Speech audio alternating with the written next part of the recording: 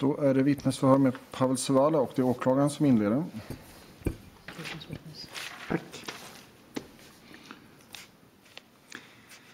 Jag tänkte börja med att fråga dig. Vad har du för utbildning? I received a computer science education in Poland, and then I moved to Sweden where I received master's degree in software engineering.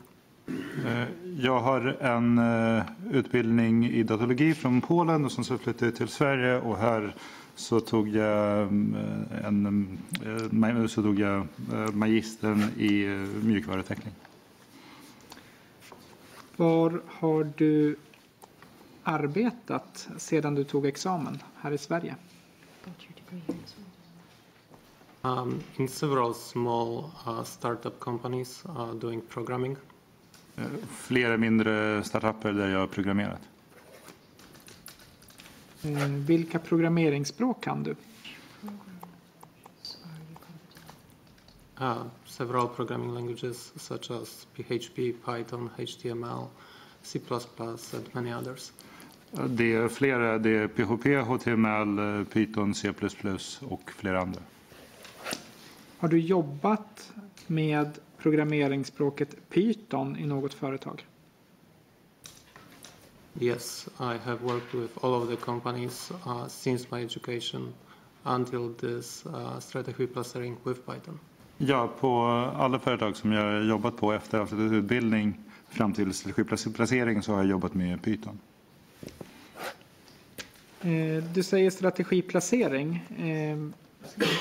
Har du haft din anställning hos bolagets strategiplacering vid något tillfälle? I don't believe so. I recall that the company was called Solid Equity, and I think strategy placering was one of the sub-companies of that umbrella company. Jag tror inte det. Jag tror mig minnas att bolaget var Solid Equity och att strategiplacering var ett av underföretagen till det företaget som var någon slags paraplyföretag. Kommer du ihåg när du anställdes i Solid Equity? I don't recall exactly the date it happened, but I believe it was 2013. Jag minns inte det exakta datumet, men jag tror att det var 2013. Vem var det som anställde dig? I was hired by Emil Ingmansson. I got contacted by Jonas Johansson, and I came for an interview, and after some negotiation and interview I signed the contract with Emil, I believe. Jag anställdes av Emil Ingmansson. Jag blev kontaktad av Jonas Johansson. Jag kom på en intervju, och efter lite intervjuer och lite förhandlingar så skrev jag på avtalet. Jag tror det var med Emil Ingmansson. Vad kan du berätta om företaget Solid Equity? Vet du hur det var organiserat? I don't know how exactly it was organized. I know that Solid Equity had multiple different companies underneath, and I believe Emil was the owner of the umbrella organization. That's how much I know, but if you give me more specific questions I can answer that as well. Jag vet inte exakt hur det var organiserat. Jag vet att Solid Equity hade flera olika bolag under sig, och jag tror att Emil Ingmansson var ägare till den här paraplybolaget. Men om du ställer mer konkreta frågor så kan jag försöka besvara. Vem var din chef? Well, I believe everyone's boss was Emil, because he was the owner of the company. I was working with Jonas Johansson, and he was maybe my manager. But really the owner of the organization was Emil, and he was the boss. Jag tror att det var Emil som var allas chef, att han var ägare till bolaget. Jag jobbade med Jonas Johansson, och det var kanske han som var min närmaste chef, men det var Emil som var ägare till företaget och var så att säga chefen på det sättet. Vem löneförhandlade du med? It was Emil. Emil. Om du ville ha semester, vem sökte du semester hos? Vem bestämde när du fick ha semester?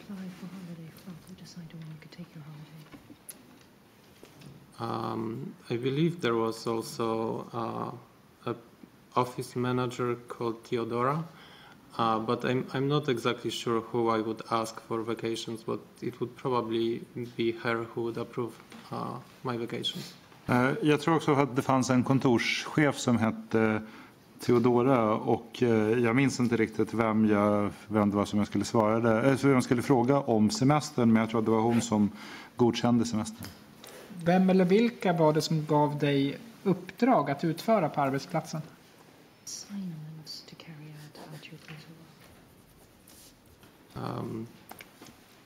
My assignments, I was the only programmer, and often many people needed things done. So my assignments were given by whoever needed something to be implemented in the system.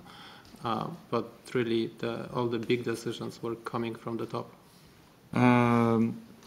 Mina uppdrag, jag var den enda programmeraren, och det var flera personer som behövde saker gjorda, och därför så fick jag mina uppdrag av de som ville ha någonting implementerad i systemet, men jag tror att alla stora uppdrag kom uppifrån. Du säger uppifrån. Vem eller vilka personer menar du då?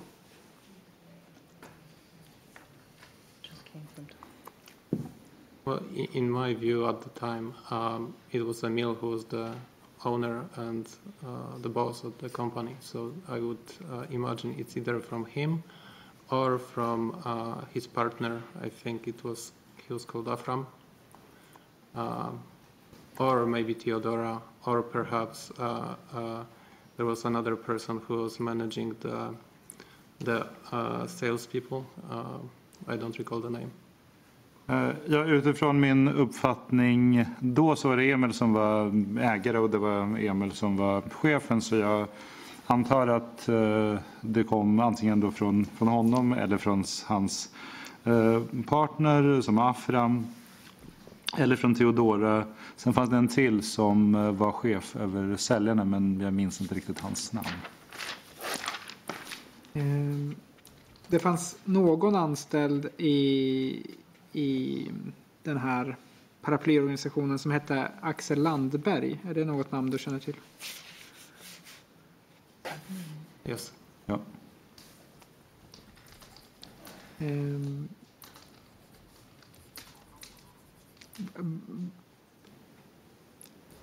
Är han en person som var en sådan person som kunde ge direktiv till dig? He would certainly come with questions about how the system works and small features that he needed, such as additional functionality in the system, and those would be implemented as well. Han var definitivt en av dem som kom med frågor om hur systemet fungerade, och så han kunde också be om att implementera små funktioner, tilläggsfunktionalitet i systemet. När du sa chef för säljorganisationen, syftade du på Axel Landberg eller någon annan? No. There was another person who was heading the sales team. I think Axel was more doing customer support, and I don't think he had any decision-making power in the company. Nej, det fanns en annan som ledde säljorganisationen. Jag tror att Axel jobbade med kundstöd, och jag tror inte riktigt att han hade någon beslutande makt i organisationen. Vid den enhet där du arbetade, vilka andra jobbade där förutom du? There was Jonas Johansson working with me in IT. In the same room we had a couple other people, a copywriter, a girl, I don't remember her name, and a graphic designer, Emmanuel.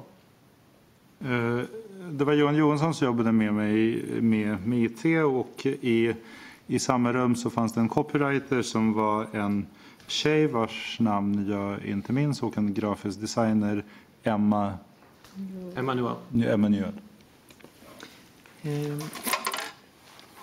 I den här paraplyorganisationen fanns det någon annan avdelning som jobbade med IT-frågor förutom er avdelning? My department was responsible for software development. I don't think we had another department doing anything like that. We had other people helping with computers in general, not working microphones and things like that, but not IT development as far as I know. Min avdelning jobbade med mjukvaruutvecklingen och jag tror inte att det fanns någon annan som gjorde just det. Det fanns andra människor som hjälpte till med övriga datorfrågor som att mikrofonen inte funkade och liknande, men det var ingen som jobbade just med utvecklingen. Vilka var dina arbetsuppgifter? What was your job description? I don't recall exactly. I believe it said programming, something like that. Jag minns inte exakt, men jag tror det stod något till med programmering. I praktiken då, vad var det för typ av arbetsuppgifter du utförde? What tasks would you carry out? I would develop a system that was used by most of the users in the organization. That was a CRM system for customer management. Jag utvecklade system som användes av flertalet användare i organisationen. Det var ett CRM-system som var en kundhanteringssystem. In addition to that, I built websites. Probably around 10 different websites for different companies and different needs. Because there were not only strategy placering, but also Ringia, Voltia, Solid Music, and probably a couple other companies in there. Utöver detta så skapade hemsidor för ett 10-tal olika företag och olika behov. För det var inte bara strategiplacering, utan det fanns också Ringe, Volte, Solid Music och flera andra företag. Kommer du ihåg när du utvecklade CRM-systemet? When you developed the CRM system? I believe this was an assignment that has been going throughout my time at the company. It was not something that I developed once and it was finished. It was something that needed constant work. Så som jag minns det så var det ett uppdrag som löpte genom hela min anställning. Det var inte något som man utvecklade en gång så var det klart, utan det här var ett pågående arbete. Jag har förstått att strategiplacering är ett bolag som jobbar med försäljning. I believe so. Det tror jag. De säljare som jobbade inom strategiplacering, kommer du ihåg vilka system de arbetade med normalt? Well, they worked with the CRM system and they worked with the Loxisoft system. So that was the software responsible for dialing to customers. And I believe they had plenty other systems, but those two were the main ones. De jobbade med CRM-systemet och Loxisoft-systemet som är en mjukvara som användes för att ringa upp kunder. Jag tror att de använde också flera andra system, men de här var 2 av huvudsystemen som de använde sig av. Arbetade du med utveckling av Loxisoft-systemet? No, this was a software package that the company has purchased from someone. Nej, det här var en mjukvara som bolaget hade köpt externt. I did integrate between those two systems. So the CRM system had a small integration to Loxisoft. This was something that I have developed. Men jag integrerade dessa system. Det fanns Loxisoft och CRM-systemet var integrerade i varandra och det var något som utvecklades av mig. På vilket sätt var Loxisoft-systemet och CRM-systemet integrerade? CRM system had an access to the database of Loxisoft system, so it was possible, I believe that was the functionality if I recall correctly, it was possible to listen to phone calls within the CRM system even though they were stored inside of the Loxisoft system.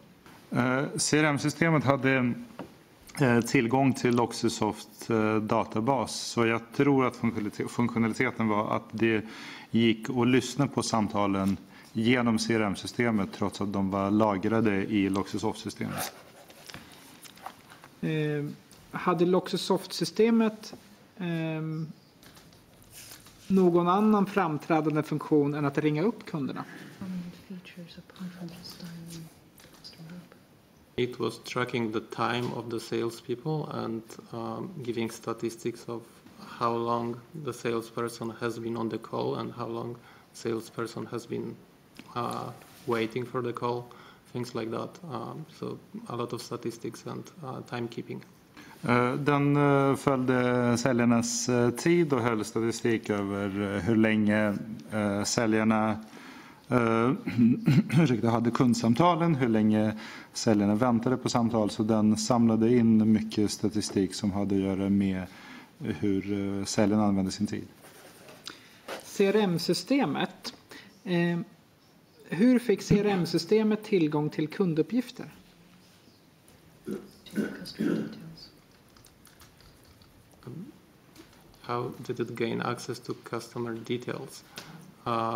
I believe the regular way of gaining access is that a salesperson would cold call a customer and gain those details from the customer and enter it into the CRM system. So that was the default way.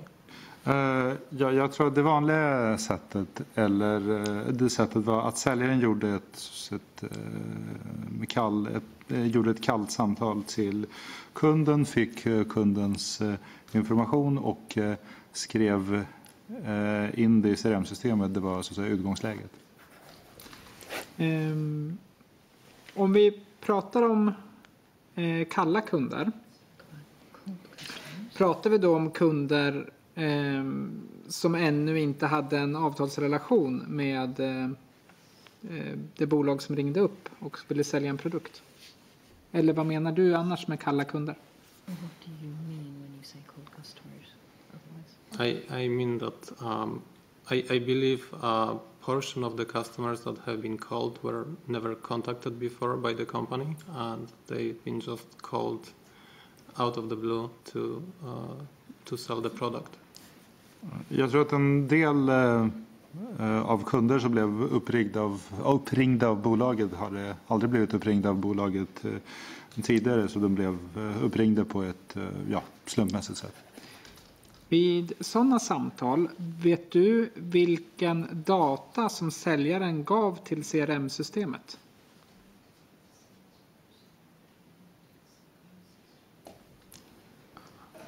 This was not something that I have been working with, so it's probably best to ask a salesperson what data they were collecting.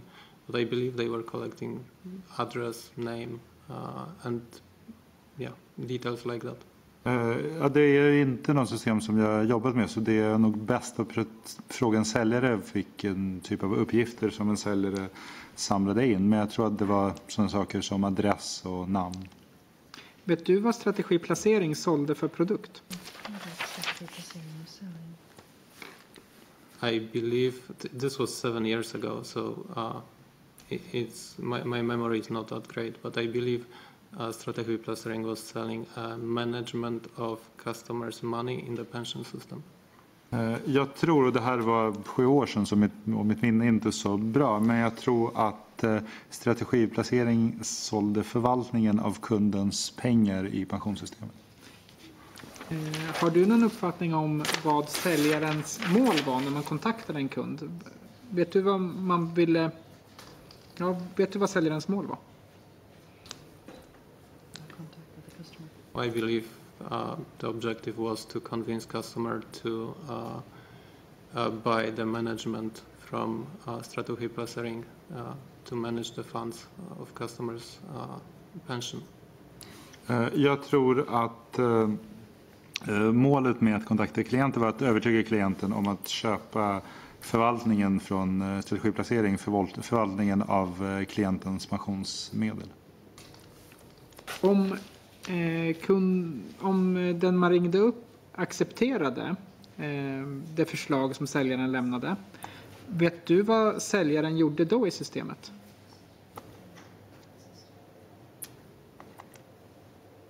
So again, this was not something that I witnessed. I just built the system, so I don't know exactly how this was conducted. But I believe once the customer agreed that he would like to go forward and have his money managed inside of the company. Then he would give his consent over the phone, and then I believe he would order a PPM code to come to his address, and once he has received it from pension organization, he would call again to give that PPM code to the salesperson.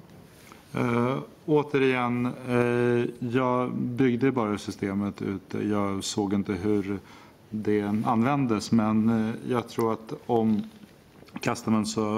kunden sa ja och sa att han ville att hans pengar skulle förvaltas av bolaget, så lämnade kunden sitt godkännande över telefon, och sen så ringde han kunden och beställde PPM-koden från Pensionsmyndigheten, och sen väl efter att när kunden har väl fått sin kod, så ringde han tillbaka och gav den till säljaren. Vet du vad säljaren gjorde då?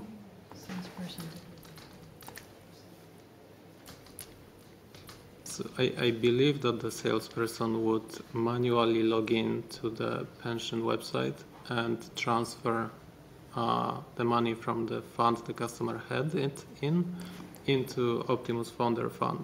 So this was done manually before it was automated later on. All of this work has been done manually. Jag tror att säljaren då loggade in på Pensionsmyndighetens hemsida och manuellt och flyttade pengarna från kundens gamla fond till en av Optimus Fonders fonder. Det här gjordes manuellt, men tidigare tror jag att det gjordes automatiskt. Senare blev det automatiskt. Just det, senare, det gjordes manuellt och senare gjordes det automatiskt. Känner du till ett bolag som heter Positiv pension? I believe this was the company that has been acquired by Solid Equity. Jag tror att det är ett bolag som köptes upp av Solid Equity. Varför har du den uppfattningen? You think that? I believe I've been told that the positive pension has been purchased to make the Solid strategy placering bigger. That was probably the easiest way to grow the company, to purchase another company like that. Jag tror att jag fick det berättat att Positiv pension hade köpts in för att göra strategiplacering större. Jag tror det var det enklaste sättet att få bolaget växa på det här sättet. Kommer du ihåg vem eller vilka som gav dig den informationen? I believe that a couple of weeks before the purchase happened, Emil gave a speech in the office saying that something like this will happen and that the company is growing and we are merging with another organization similar to strategy placering. And this was, well, good news. Everyone was happy about that. The company was growing.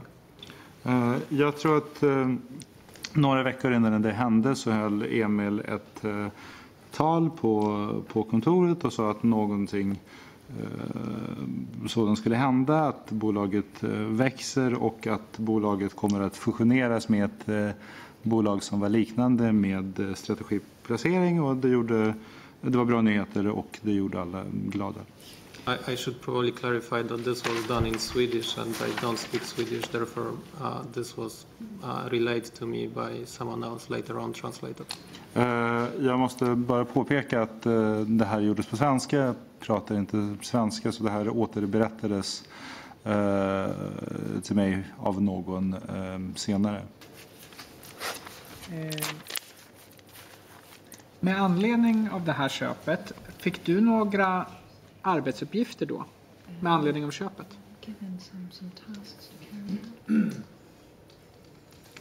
Yes, the task was to automate as much as possible of the transition or merge of databases from Positive Pension to strategy placering. Ja, uppdraget var att automatisera så mycket av möjligt av sammanfogandet av databaserna mellan positiv pension och strategiplacering. Vem eller vilka gav dig det uppdraget?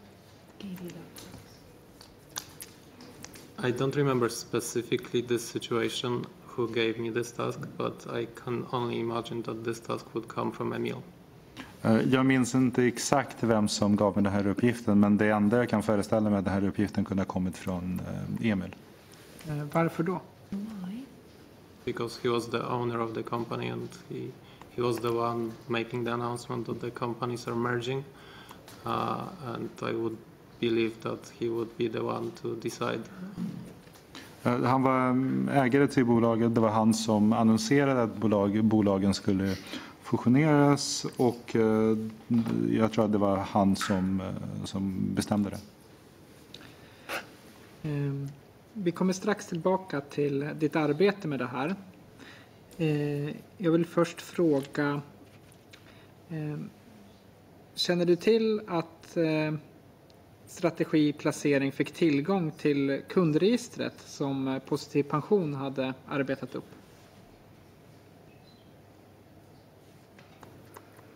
Yes, I believe after the purchase, the database of customers from Positive Pension has been handed over to strategiplacering. Ja, jag tror att efter köpet så lämnades Positiv Pensions kunddatabas till strategiplacering. Vet du om det gjordes någon kontroll av det här registret i samband med köpet? I believe there was a check to verify that the PPM codes have been correct at the time of the purchase. Ja, jag tror att det genomfördes en kontroll för att se att PPM-koderna var riktiga vid tillfället då köpet genomfördes. Har du iakttagit hur den kontrollen gick till?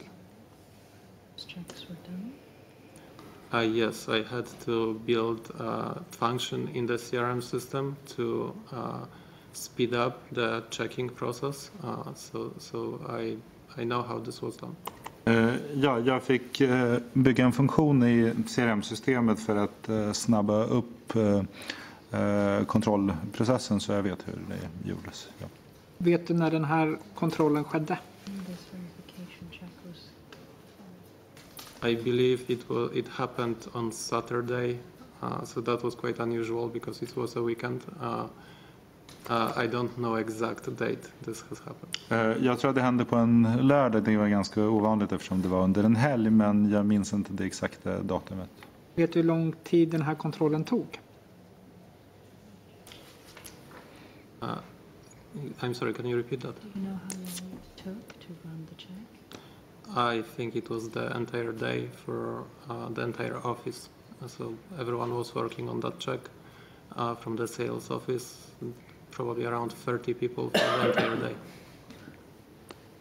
Ja, jag tror att det tog hela dagen för hela kontoret. Alla jobbade med den här kontrollen. Jag tror att det var hela cellstyrkan på 30 personer som jobbade med kontrollen. Vet du hur många kunder det var som man tog över? I believe it was several thousand, but I don't know exactly. Jag tror att det var flera tusen, men jag vet inte exakt. Han man kontrollera hela kundstocken? I can't tell for sure if all of them have been verified. Jag är inte säker. Jag kan inte säga säkert om alla har blivit kontrollerade. Vet du vad som hände sen med kundregistret? Efter kontrollen?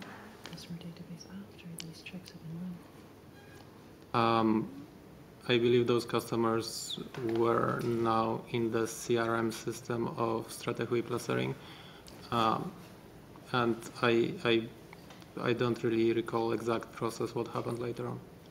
Jag tror att då var kunderna i strategiplacerings CRM-system, och jag minns inte riktigt vad som hände med det sen.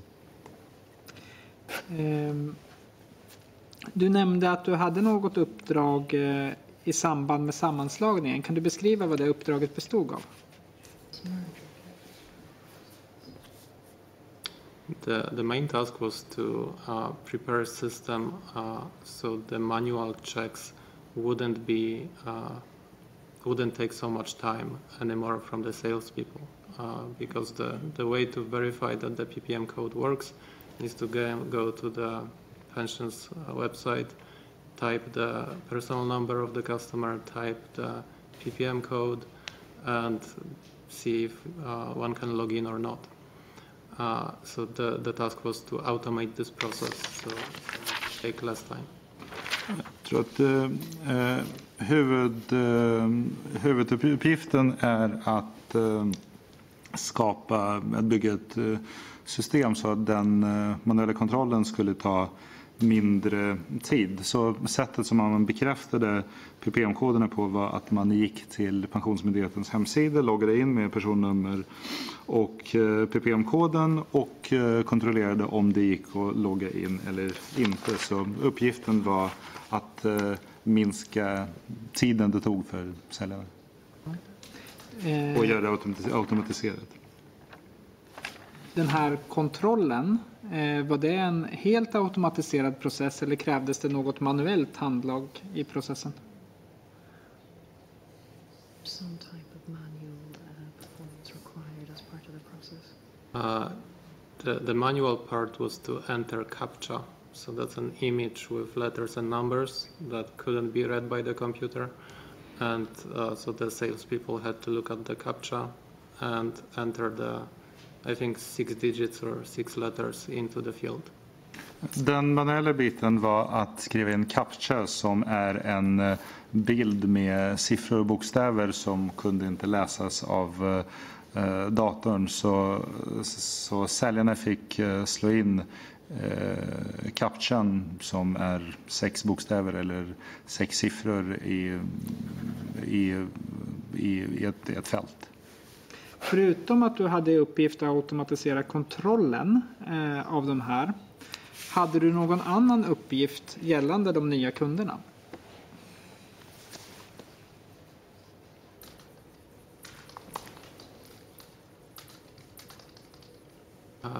I feel like you have something specific in mind, but I don't really know. Okej. Är det något, jag antar att du har något särskilt att fråga om, men jag vet inte riktigt. Vi har fått uppgifter från Pensionsmyndigheten om att Positiv pensionskunder, deras pensionspengar har flyttats från fonden Insiderfonder till fonden Optimus High Yield av strategiplacering. Och jag undrar om du har några uppgifter om hur det i praktiken gick till. How that process was carried. So I believe later on, after this verification has been completed, in some manner, I believe the salespeople have been given a consent from the customers to move the money to the new fund, and then they use the CRM system in a similar manner to verification, but this time it was not only verification but also the movement of funds. Jag tror att senare när kontrollen var klar så fick säljarna på något sätt ett godkännande från kunden, och sen gjordes det på nya genom CRM-systemet på ett liknande sätt som vid kontrollen. Fast den här gången var det inte bara kontrollen utan det var också flytt av medlen. But I should clarify that this is not something that I have observed. I built the system to be used like that. However, I don't know what the salespeople have done before moving the money. Men jag vill än en gång poängtera, det är inte något som jag har observerat. Det är på det sättet jag har byggt systemet. Jag har byggt systemet så att det skulle fungera på det här sättet, men jag vet inte riktigt vad säljarna gjorde innan pengarna flyttades. Och jag är intresserad av att veta mer om systemet du byggde. Vad gjorde det här systemet du byggde? Well, the primary reason for building the system was to keep track of customers and how much money they have at a given moment. and how many customers we have in the system. There was also a function. I believe we built an app for Android and iOS, so the customers can log in and see how the money that they have is performing within the fund. So that was also verified. It was also a central place for keeping all the information about all of the business in the company. So there were phone calls recorded, and I believe it was possible to listen to them within the system. All of the notes that or discussions between the salesperson and the customer have been also recorded in the system. So plenty of personal information and notes. Ja, den primära anledningen var att spåra kunder, spåra hur mycket pengar man hade vid en viss given tidpunkt, hur många kunder man hade i systemet. Vi byggde en app både för Android och för iOS så att kunderna kunde följa utvecklingen i fonden genom den här appen. Sen var ju systemet också en central plats för hela verksamheten med avseende på telefonsamtalen som kunde spelas in, som man kunde lyssna på inne i systemet och man kunde anteckningar. Just det, så kunde man lägga till anteckningar som en säljare då skulle skriva in under samtalet med kund. Så det var mycket av den här informationen och mycket anteckningar i samtalen som registrerades i systemet.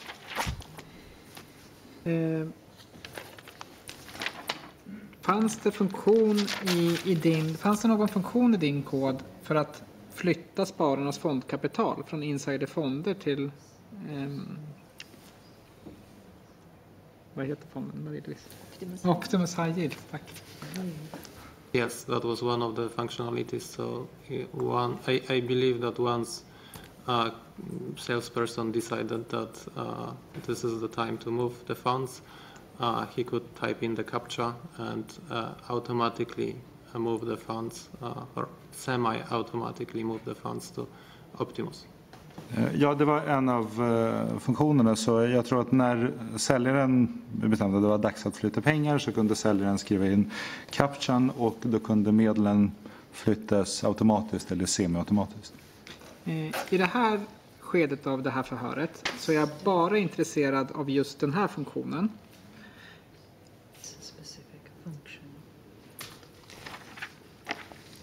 Kan du förklara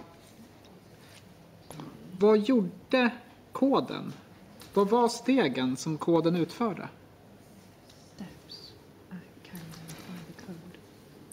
The steps by the system were very similar to the steps that would have to be taken manually by the salesperson if the system didn't exist. So it would be to go to the website, type in the personal number, type in the PPM code, and well, the CAPTCHA field would have to be done manually still because that was very hard to automate.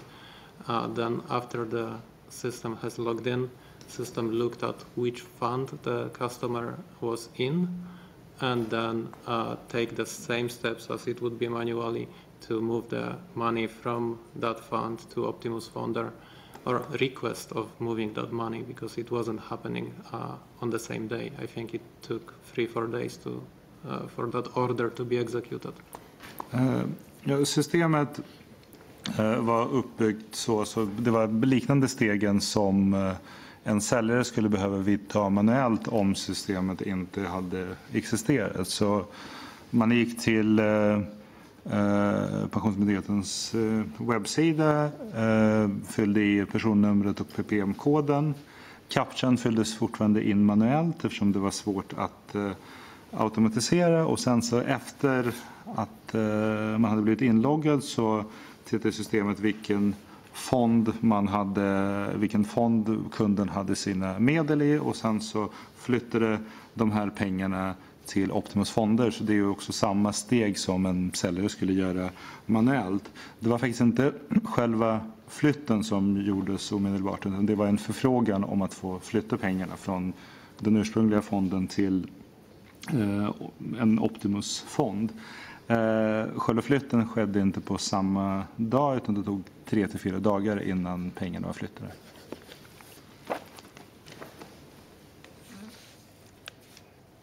En fråga till tolkan. Var det ordet request som Ja, för frågan. Ja.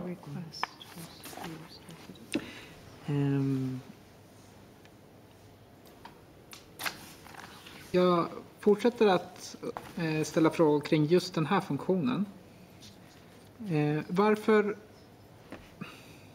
Varför gjorde du den funktionen? I was ordered to create a function like this. Jag blev beordrad att skapa en sån funktion. Kommer du ihåg vem eller vilka som gav den orden? As I said before, I believe this order came from Emil to automate as much as possible so we don't spend a lot of time doing this manually. But I don't recall exactly that moment that I was giving this order. Som jag sa tidigare, min uppfattning att orden kom från Emil om att automatisera så mycket som möjligt för att vi inte skulle spendera väldigt mycket tid på att göra det här manuellt. Men som jag nämnde tidigare så minns jag inte exakt tidpunkten när jag fick den här orden. Kände Jonas Johansson till att du arbetade med den här funktionen? Of course, we both were. That was our primary task for quite a long time. Givetvis, det här var både min och hans primära uppgift under en ganska lång tidsperiod. Under hur lång tidsperiod då? I believe that was few weeks of work. Jag tror det var flera veckors arbete. Fanns det några problem när den här funktionen skapades? You mean technical problems? Or? Av det tekniska slaget? Ja. But the main technical problem was that it couldn't be fully automated because CAPTCHA was very difficult to interpret by the computer. So the main problem was how to automate CAPTCHA away so salespeople wouldn't have to do it manually, this one step. But I wasn't successful in building that. Det huvudsakliga tekniska problemet var hur man skulle göra systemet helt automatiskt. Och det var svårt att göra det helt automatiskt med CAPTCHA, för det var svårt för datorn att tolka CAPTCHA. Så det var det som var det huvudsakliga problemet, för att undvika att säljarna skulle behöva skriva in CAPTCHAn manuellt och utföra det steget. Men det var något som jag inte lyckades med. Vilket programmeringsspråk använder du för den här funktionen? Python. Pensionsmyndighetens datorer fick in många anrop från den IP-adress som strategiplacering använde. Och i loggarna där så står det att det är Python 2.7 som anropar dem. Har du någon förklaring till det? This was the requests were made from the system, and the system has been built in Python. Therefore, it's only logical that they would see on their end that Python has been making the requests. Anropen gjordes från ett system som skrevs i Python, och därför så är det logiskt att de i sin ände såg att det var Python som skickade anropen. Många av anropen sker från samma IP-adress. Jag begär inte att du ska känna till adressen, men den är 83 145 38 66. Och den var registrerad på ett bolag som heter Astartes. Men användes då av strategiplacering. Vet du varför en så stor del av de här fondbytena skett från samma IP-adress? Well, when an office gets an internet connection, an office gets a IP address. Therefore, all of the people using the system inside the office would be using the same IP address. It's quite normal that one office internet connection has one IP address, and all of the requests would be coming from the same IP address. När man skaffar sig en internetuppkoppling på ett kontor så får man en IP-adress tilldelad, så alla som använder systemet på det kontoret har samma IP-adress, och därför är det helt normalt att alla anropen från ett kontor kommer från samma IP-adress. Den här koden som var skriven i Python, var det bara du eller var det andra som arbetade med den koden? I was the programmer, so I was extending the functionality of the system, but everyone was working with the system within the functionality that I built. Det var jag som var programmeraren, så det var jag som utökade systemets funktionalitet, men alla andra som använde systemet, de använde den funktionaliteten som jag hade byggt. Jag omformulerar frågan. Fanns det någon programmerare vid sidan av dig som också skrev koden? When I left the company, there was another person that we have hired to replace me, and that person took over programming of the system. När jag lämnade bolaget så hade vi anställt en annan person som skulle ersätta mig, så den personen tog över programmeringen i systemet. Den här funktionen som flyttade fondmedel automatiskt hos Pensionsmyndigheten, var det någon utöver du som skrev koden till den funktionen? No. Nej. Visade du koden för någon? But you have to remember, this was not my code. I did this as an order in the company. Therefore, this code was not really mine. It was company's code.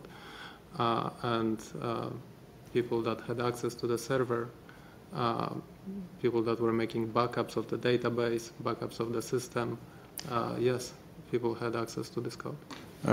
Du måste komma ihåg att det här var inte min kod, utan det här är en kod som jag utvecklade efter att ha fått direktiv från bolaget, så det var bolagets kod, och folk som hade tillgång till bolagets server, de som gjorde backup av databasen av systemet, de har sett koden. Diskuterade du den här funktionen med någon? Yes, well, that was not a secret. It was an order that we have been given and took a long time to develop. We've been discussing it with everyone around. Ja, det var ingen hemlighet. Det här var en order som vi fick, och det här tog en del tid att utvecklas, så vi diskuterade med alla möjliga. Diskuterade du den kod du skrivit med någon? Själva koden som du hade skrivit?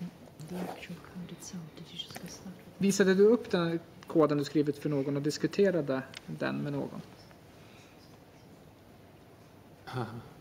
But I was programming the entire day, sitting in front of my computer and discussing all the technical difficulties and so on with people that were in my vicinity, so people inside of my small office.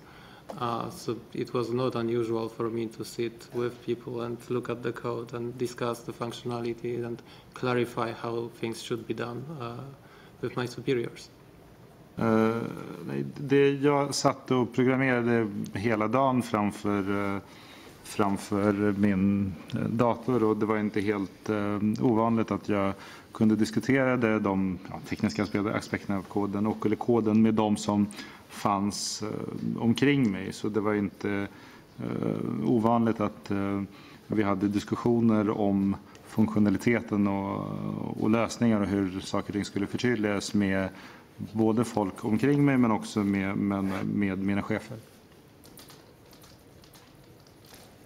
Enligt din bedömning, vilken kompetens skulle du säga att Jonas Johansson hade när det gällde programmeringsspråket Python?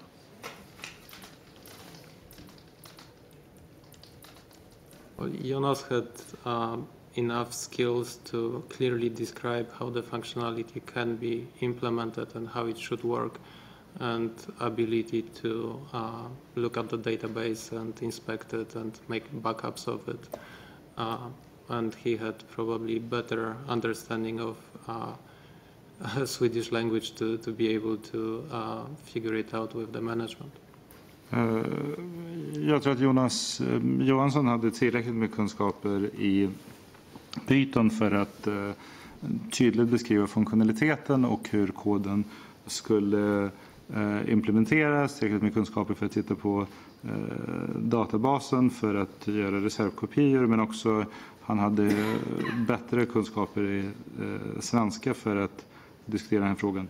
För att kunna klura ut vad det var ledningen ville. Ja, för att klura ut vad ledningen ville ut av det här. Ursäkta, jag hörde inte det sista. För att klura ut vad ledningen ville ha ut av det här.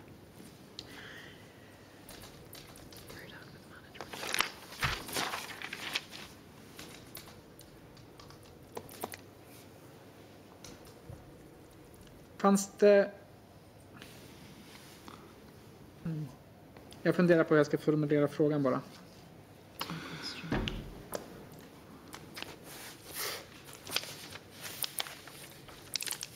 Fanns det någon uppgiften om huruvida en kund hade godkänt att kapital flyttades? Behandlade ditt system den uppgiften på något sätt?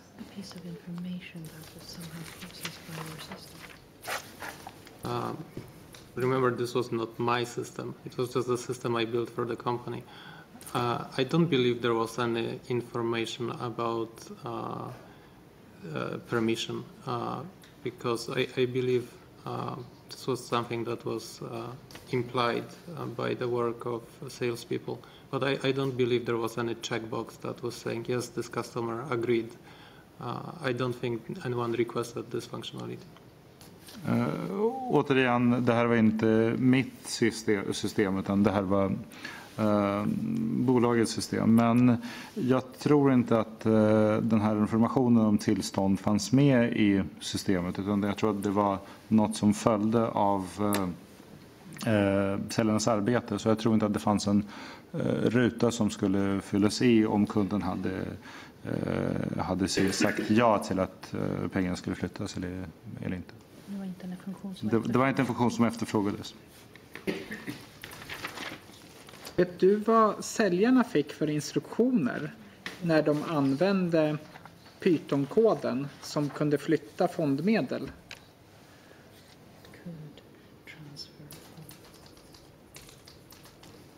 I don't know what specific instructions they have received. I was not observing their work or managing their work. But I imagine that the instructions could be that once the customer agrees, they use the functionality to move the funds. Jag vet inte vad de hade för instruktioner. Jag observerade inte deras arbete och jag ledde inte heller deras arbete. Men jag antar att instruktionen var att när kunden har väl sagt ja, så skulle de använda funktionaliteten för att flytta medlen. Jag ska nu bara under någon minut diskutera med min kollega och se om jag har några fler frågor. Jag tycker nästan vi kan hoppa. Och även den där tror jag vi kan hoppa. Ja. Jag tar väl fått.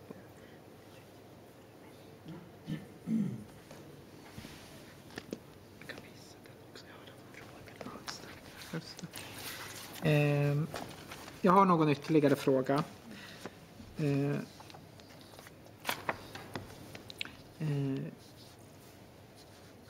Ekobrottsmyndigheten har använt sig av en annan person som kan Python som har tittat lite grann vad systemet har gjort. Och han fick fram skärmdumpar på något som kallades captcha monster.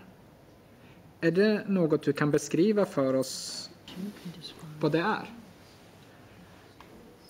Yes, that was maybe a little satirical image that was put next to the CAPTCHA functionality.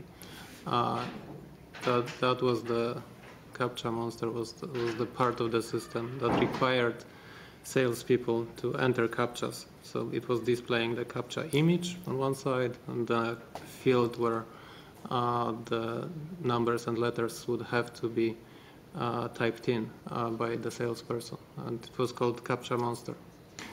Ja, det var en något satirisk bild som användes för den här CAPTCHA-funktionaliteten, och CAPTCHA-monstret användes där säljarna skulle skriva in CAPTCHAn. Så det var en bild med själva CAPTCHAn och sen så en ruta bredvid där man skulle då skriva in siffrorna och bokstäverna som följde från bilden.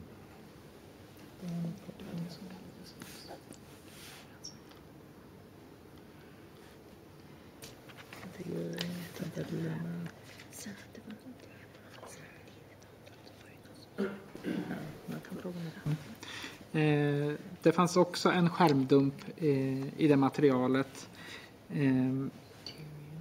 En bild där det är en illustrerad figur som ser glad ut och så står texten Hooray, you punched all the CAPTCHAs. Är det någon bild du känner igen i det här systemet? I don't recall that, but if you show me, maybe I will recall it. Nej, jag gör inte det, men om du visar det så kanske kommer jag få några minnesbilder. Jag har det någonstans på datorn. Jag letar upp den alldeles strax.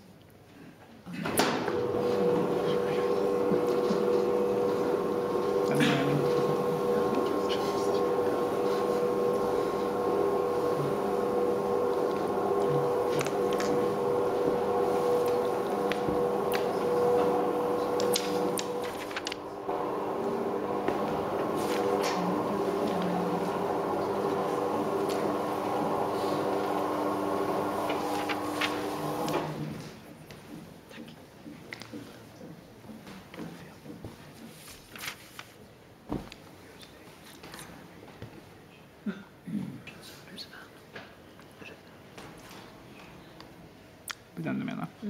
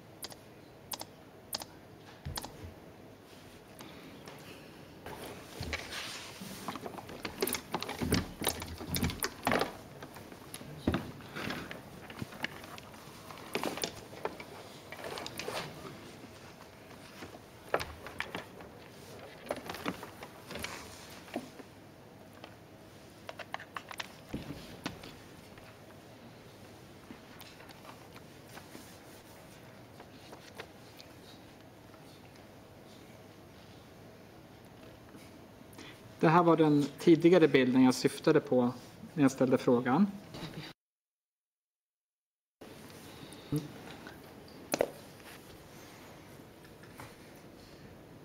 Och jag får återkomma till rätten med vilken sida i förundersökningsmaterialet den här finns på. Den här är hämtad från den presentation jag visade på målets första dag.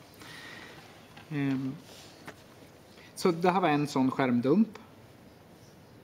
Var det den du talade om också? Yes, this was the CAPTCHA monster. So as you see, there is a CAPTCHA image and information about the customer, and then someone needs to type in the CAPTCHA to execute the functionality that was behind it. Ja, det är CAPTCHA-monstret. Som du ser så är det en CAPTCHA-bild. Det är information om kunden och sen var det någon som var tvungen att skriva in den informationen i rutan för att exekvera funktionaliteten. Och här var den bilden som föranledde min sista fråga. Känner du igen den bilden och vad innebär den bilden? I don't remember it. But I believe this is indication that there are no longer any customers in the system that need this functionality to be executed. So I imagine that by the end of the verification day, this will be the image shown to the salespeople that were working on typing captchas. Jag minns inte det, men jag tror att det är ett tecken på att det finns inga fler kunder i systemet för vilka den här funktionen ska utföras. Så jag tror att efter en verifieringsdag så var det en bild som en säljare fick på att inga fler captcha för kunder skulle fyllas i. Var den här bilden på något sätt relaterad till den här andra funktionen? Den funktionen som gjorde att man flyttade fonder?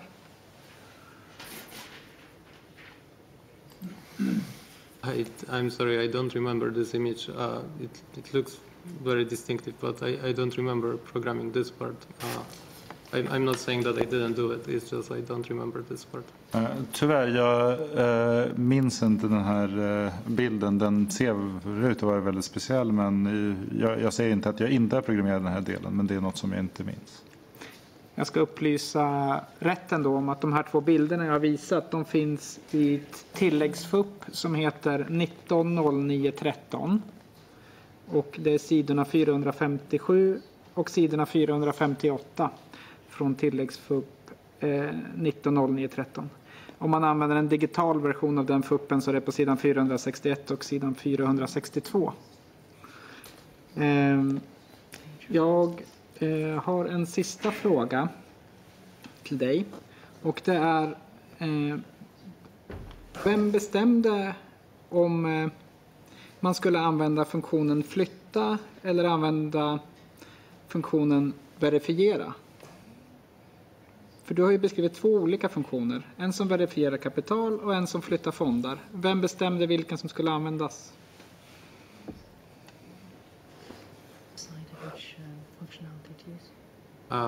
The person that would be using the system would be the one deciding if he wanted to execute verification function or the movement of funds function.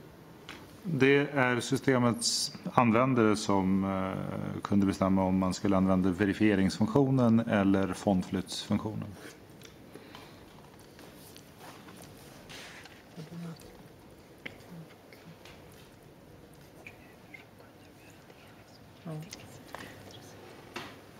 Vet du på vilket sätt det skilde sig i deras gränssnitt?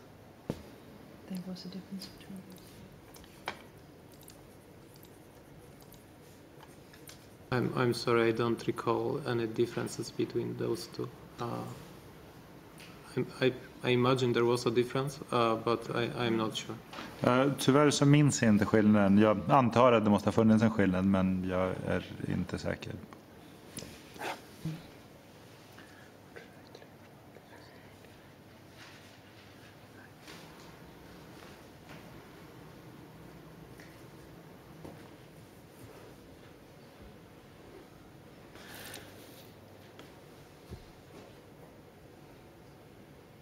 Jag ska se om jag har någon ytterligare fråga. Jag ska gå bort och ställa in datorn.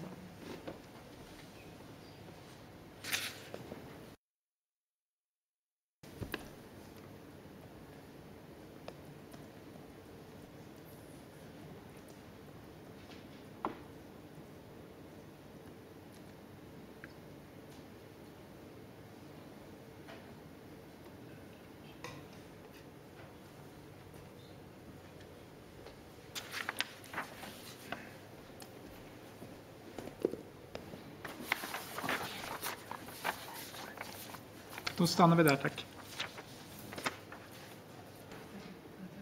Och då ska vi se om försvararna har frågor. Vi kan inleda med Max Serwins försvarare. Ja, tack. Hej. Jag har ett par frågor. Du kommer behöva svara framåt sen bara så att du vet. Du får gärna kolla på mig när jag frågar. Det beror på inspelningsfunktionen. Tack. Förstod jag det rätt som att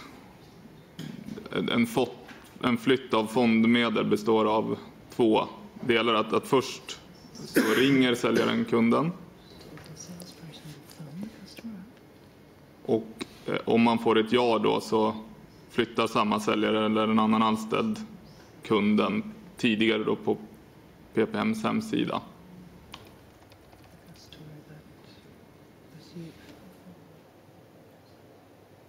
I don't know the procedure that the salespeople followed to move the funds. This was not something I observed. I implemented the functionality, but how it was used is not exactly. It wasn't my job, so I didn't know exactly the procedure. Jag vet inte vad säljarna använde för rutiner för att flytta fonder. Det var inget som jag såg. Jag implementerade funktionaliteten, men hur det användes vet jag inte. Det var inte heller mitt uppdrag. Ja, jag ställer om frågan. Den funktionaliteten som du programmerade, den tar bara sikte på själva flytten. Förstod jag det rätt då?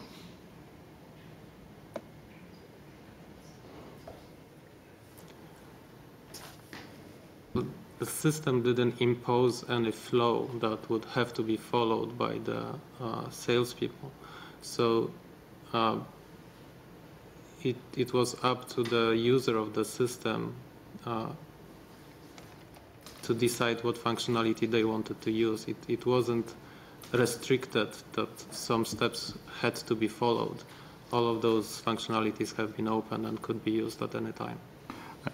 Systemet tvingade inte säljaren att följa ett visst flöde, utan systemanvändaren fick bestämma själv vilken funktion användaren skulle använda. Så systemet var inte begränsande på så sätt att man fick genomföra några steg för att få genomföra några andra steg, utan alla funktioner var öppna och tillgängliga samtidigt för systemanvändaren.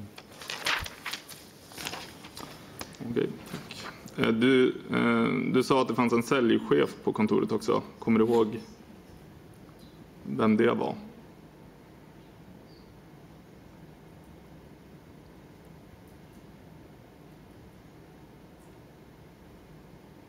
I have trouble remembering names, but perhaps that person was called Luciano. I'm not sure.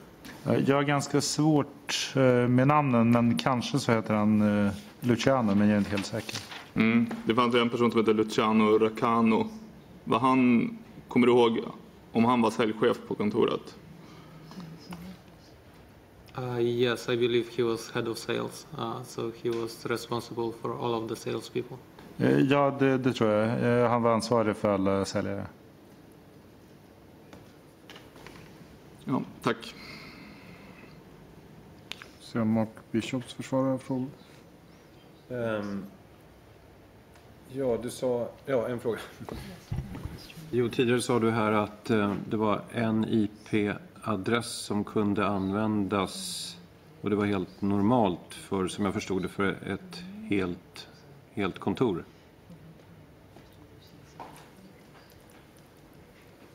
It's normal that whatever computers are connected to the office internet would have the same external IP address. Ja, det är normalt att datorerna i kontorsnätverket har samma externa IP-adress. But the system was not restricted to be used only from this IP address, so it could be used from any IP address. Men i systemet fanns det ingen begränsning så att systemet bara kunde användas från den IP-adressen, utan andra IP-adresser kunde också användas. Men samma IP-adress, kunde det representera flera olika kontor samtidigt? That's unlikely. It's one IP address. Unless some VPN has been set up, it would be one IP address per office. But it's possible to use the same IP address for all of the offices. But I don't think that was done. Det är föga sannolikt om man inte satte upp ett VPN-konto för alla kontoren. Men det är möjligt att använda samma adress för de olika kontoren, men jag tror inte riktigt att det var det som gjordes. Du har blivit tillfrågad om det här i ett förhör på sid 630 i den här förhörsbilagan. Och där säger du, om jag läser ur förhöret med dig, att det finns inget sätt att se från vilket kontor som flytten görs. Det kommer att vara samma IP-adress för alla datorer.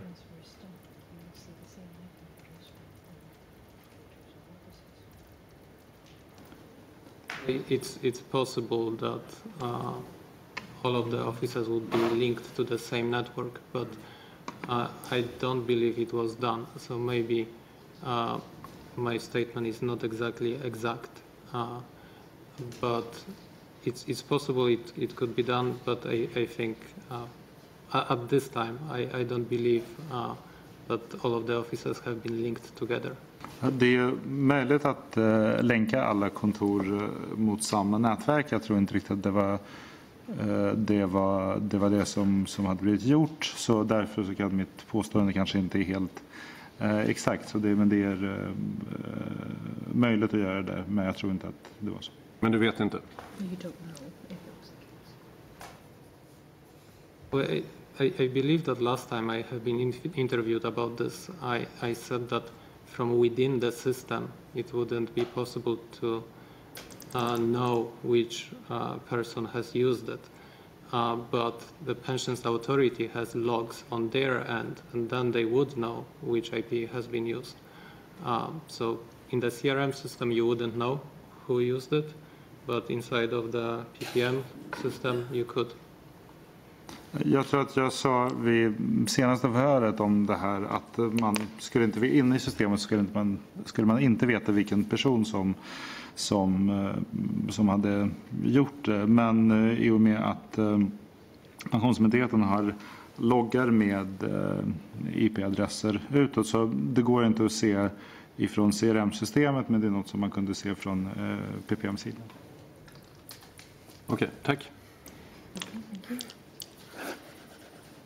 Har Ulf Däckmark svarat på frågan? Nej, tack.